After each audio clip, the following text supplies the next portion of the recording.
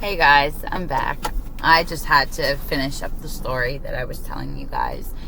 And now I'm just going to read another poem to you.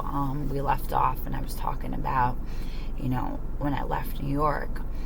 And I just wanted to share a few more things about that story, just to segue into how I ended up. It was 2013 when I left. I want to read you a poem called Through Your Eyes. And I always would say, God, I want to see people through your eyes. I want to see my own self, because how many of us know that, boy, we can have, I can't tell you, sometimes I've told a friend recently, I was like, I wish you could see yourself the way I see you, right? Because sometimes we look at someone, I see such beauty in them. And not necessarily the outward appearance, right? Because God looks at the heart, and you see them and you think they're the most amazing person, and they go home and they're tortured and they're tormented and they hate themselves. And I know what that's like, and I'm not going to tell you that I've arrived in that department. And that has been my biggest cry for the last 2 years of my life, is that, well, a long time, but really, because I'm like, how can we hate what God created? But yet I've acquired so much self-hatred and thinking all this bad stuff about myself. And even though it's gotten a million times better, I still struggle in those areas. And I'm just being so transparent. So I had written this poem after we moved to Florida. And I just want to share it with you. Okay. So that's what Through Your Eyes means. Give me heaven's eyes instead of these earthly lies, for they paralyze the gifts inside. Give me angels' ears so I can hear with a clear transmission, not these tattered incisions. My lungs are enlarged with an ocean of guilt, like a flower I quietly, silently wilt. After all, we only bloom for a moment, so I might as well own it.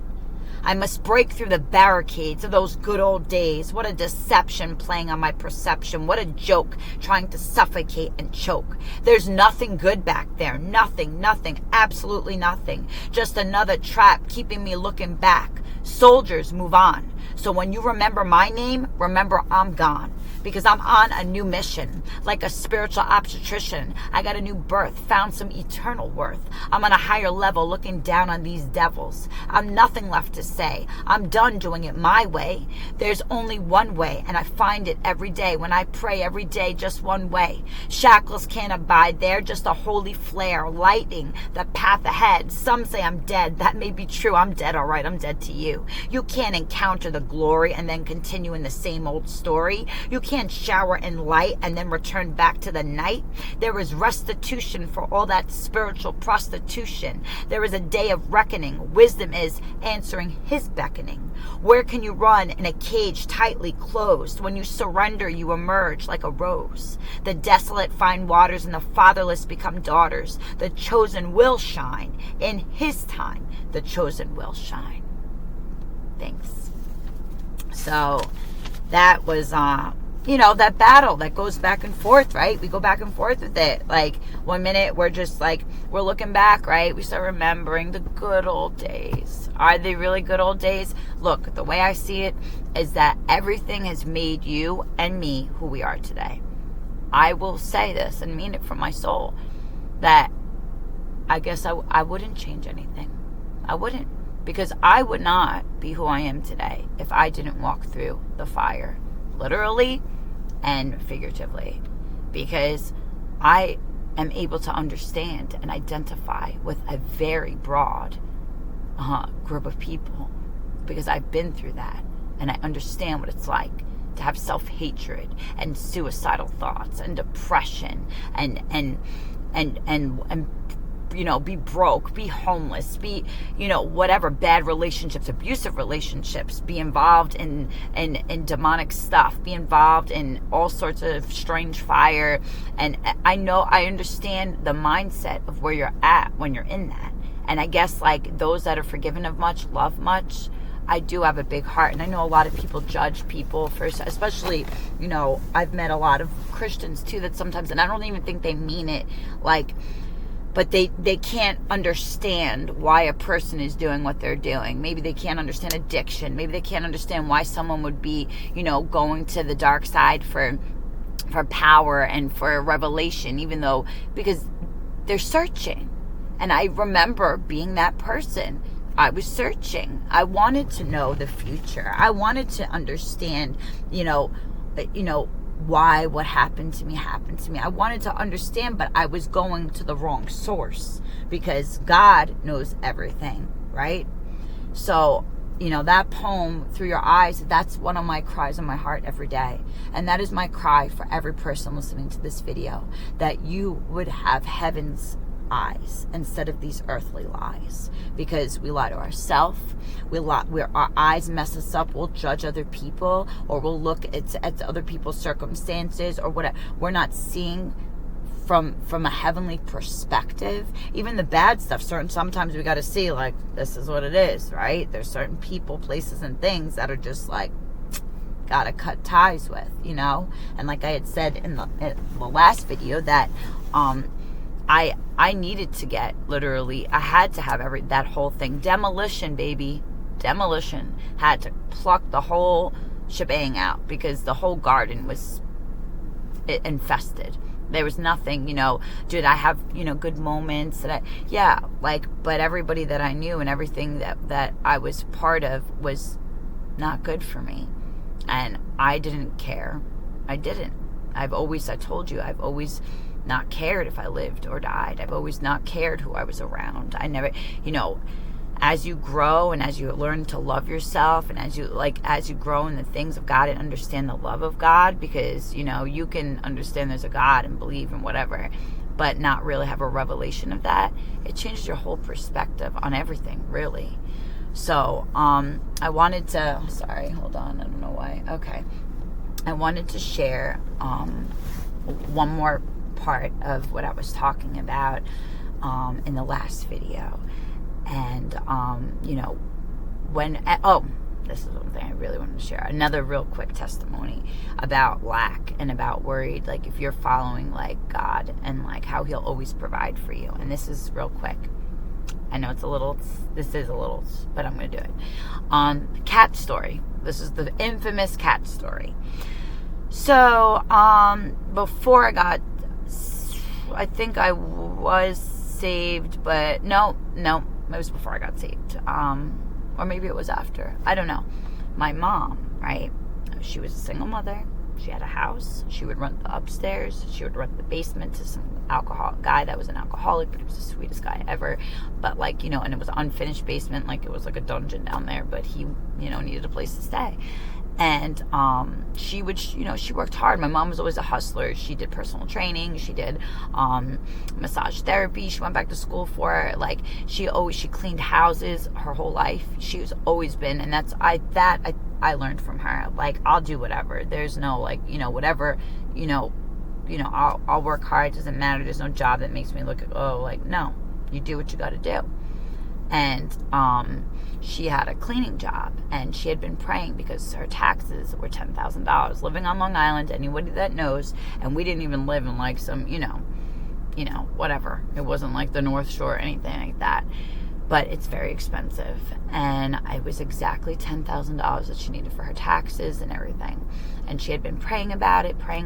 And she's like, God, I don't know what I'm going to do. She was, whatever had happened, she was short. And my mom got a cleaning job. So she actually had told me and my sister, love my sister, but she's not the clean girl. She pays for cleaning. She doesn't do cleaning. But I was like, yeah. She was like, I'll give you $100 or whatever she offered to give us. And I was like, yeah, all right, cool. So it was me, my mom, my sister. We go to this lady's house. There was her and this guy she was with. And, like, she was, talking to us a mile a minute. I'm just, like, trying to bang it out, get it done. We'll get paid, get out of there, right? And, my sister was making more of a mess, sorry. But, so the lady had a cat. And it was a very, like, this cat was just very, had some deformities, like the ear. It was just you could see the cat. It would be a very distinct cat. You couldn't mix it up with any other cat. Like, you knew that was her cat.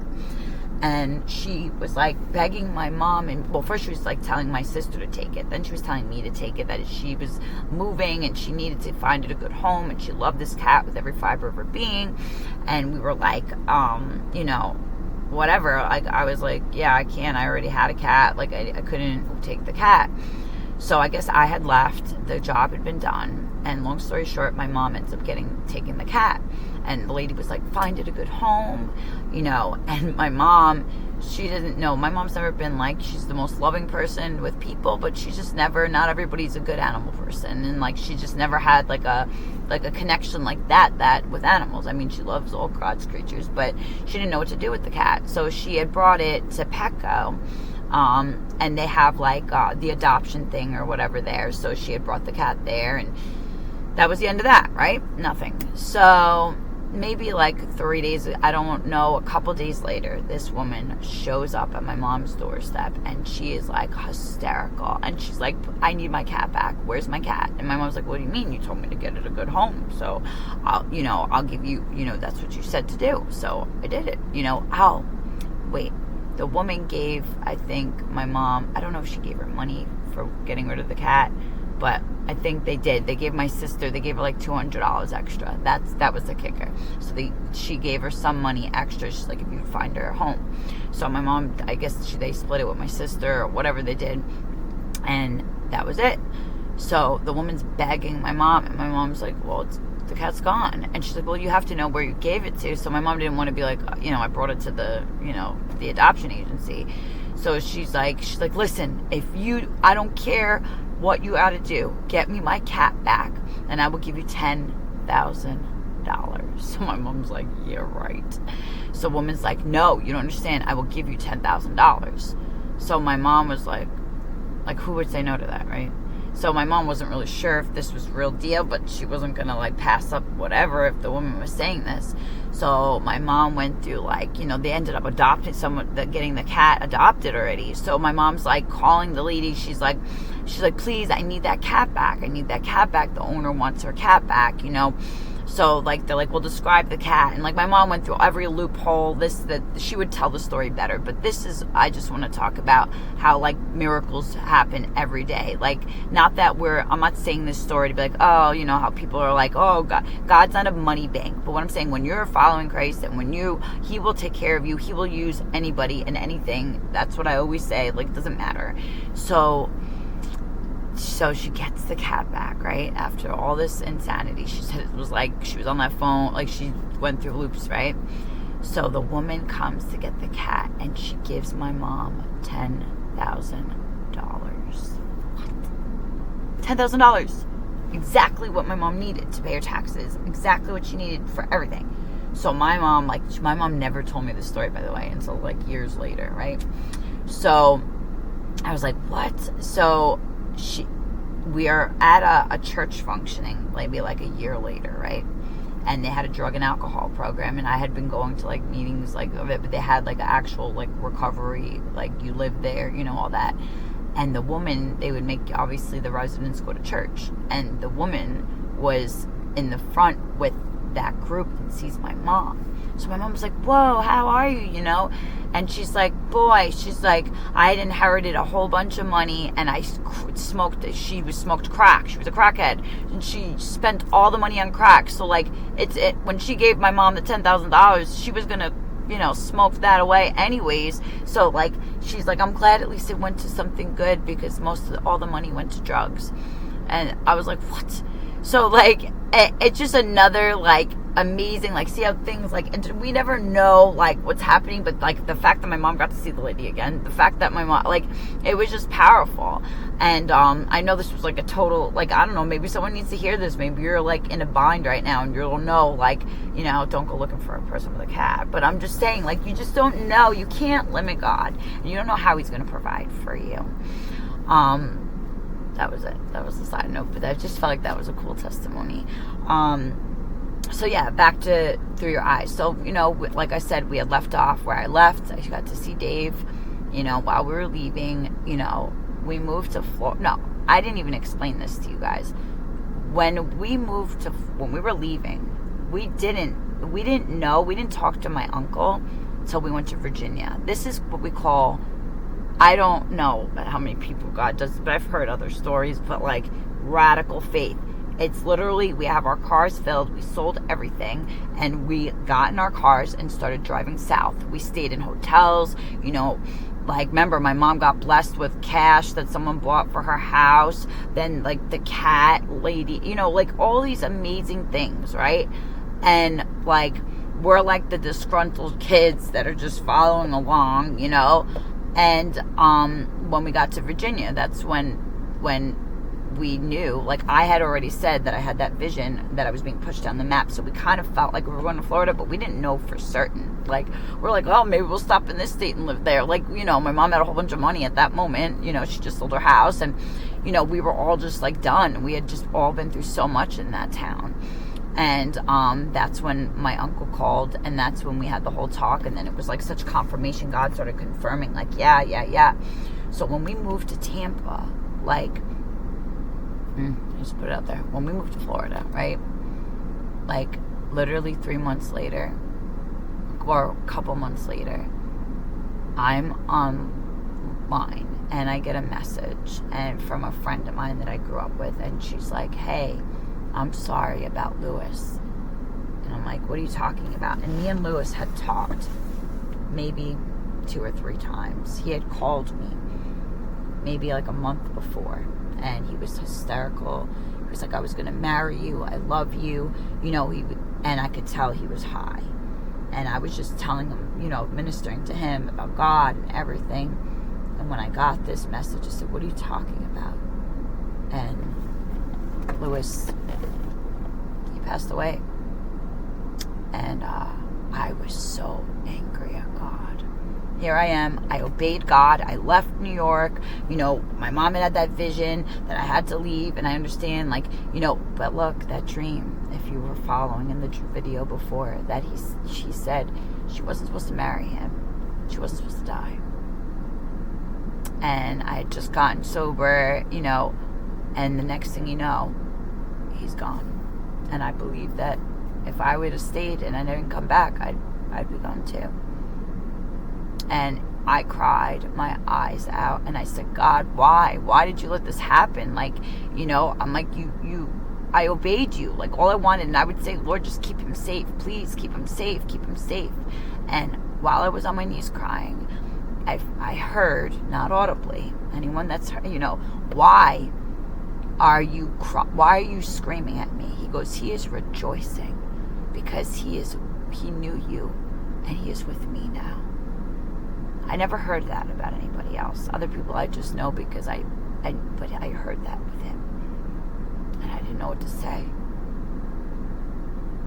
And I just think, like, wow, like, even though maybe I was never supposed to go back to him, even though, but look how God knew what was going to happen.